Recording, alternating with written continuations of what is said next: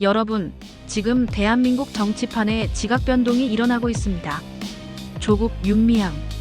이 두 이름만 들어도 뭔가 복잡한 감정이 드시죠? 그들이 결국 석방됐습니다. 왜 지금일까요? 왜 이 타이밍일까요?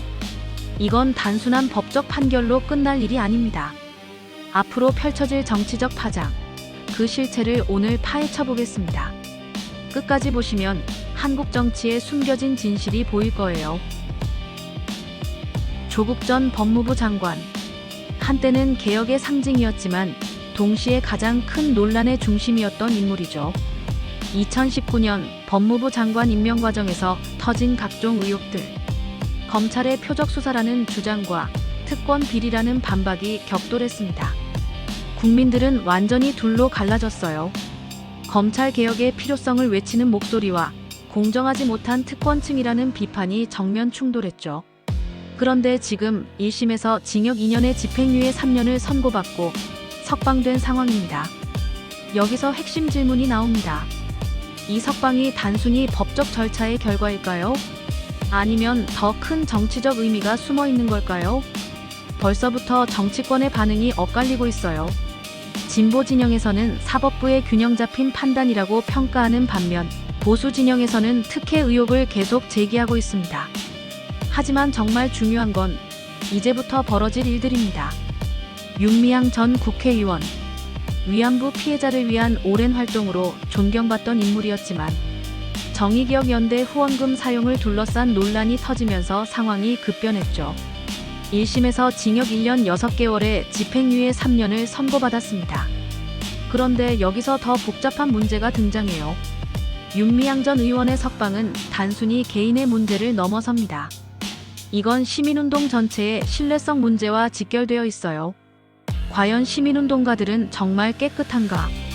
권력을 가지면 결국 똑같아지는 거 아닌가? 이런 의문들이 사회 전반에 퍼지고 있는 상황입니다.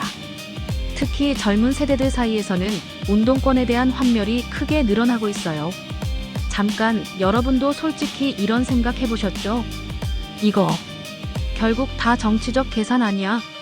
우리는 매번 뉴스 보면서 화내는데 결국 그들은 다 괜찮게 되는 거 아니야? 실제로 많은 분들이 이런 댓글을 남기고 계세요.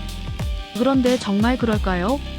이번 사태가 정말 단순한 기득권의 면죄부일까요? 아니면 우리가 놓치고 있는 더 큰 그림이 있는 걸까요? 지금부터가 진짜 핵심입니다. 놓치지 마세요. 조국과 윤미향의 석방은 개인사가 아닙니다. 이건 권력 구조의 변화를 알리는 강력한 신호예요. 첫 번째, 검찰권 약화. 최근 정치인 관련 수사에서 법원 판결과 검찰 구형 사이의 격차가 점점 커지고 있어요. 이는 검찰의 정치적 영향력이 예전만큼 강하지 않다는 의미일 수 있습니다. 두 번째, 사법부의 독립성 강화. 과거에 비해 사법부가 정치적 압력에 덜 휘둘린다는 평가가 나오고 있어요. 이는 긍정적일 수도 우려스러울 수도 있는 부분이죠. 세 번째, 여론의 피로감. 가장 중요한 변화는 바로 국민들의 반응입니다. 예전 같았으면 연일 시위가 벌어졌을 텐데 지금은 상대적으로 조용하죠.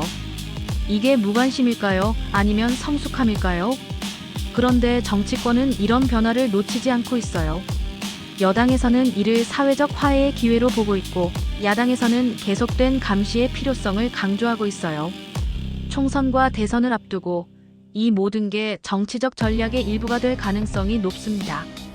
여러분, 여기서 정말 중요한 질문을 던져보겠습니다.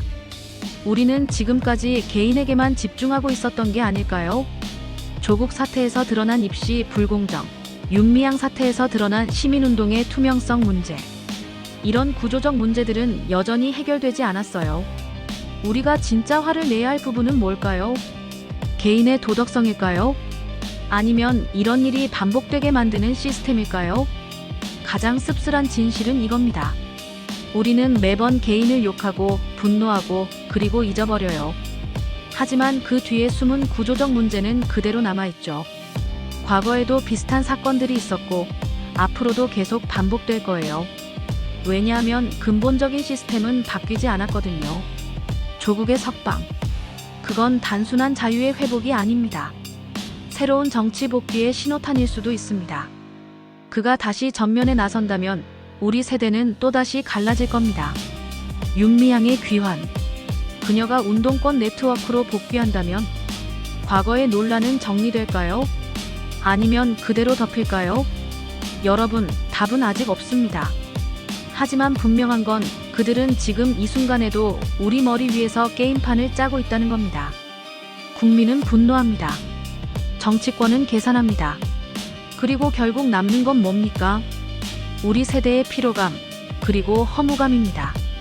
오늘 이 영상을 보신 여러분께 질문을 던지고 싶어요.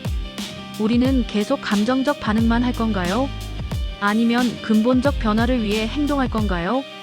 정치는 먼 곳의 이야기가 아니에요.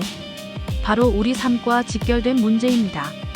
조국과 윤미향의 석방. 이 사건을 통해 우리가 얻을 수 있는 교훈은 이겁니다. 개인보다는 제도를, 감정보다는 이성을, 분열보다는 통합을. 여러분의 생각은 어떠신가요? 이번 사태를 어떻게 바라보고 계신지 댓글로 나눠주세요. 그리고 구독과 좋아요로 더 많은 사람들과 이 이야기를 나눠주세요.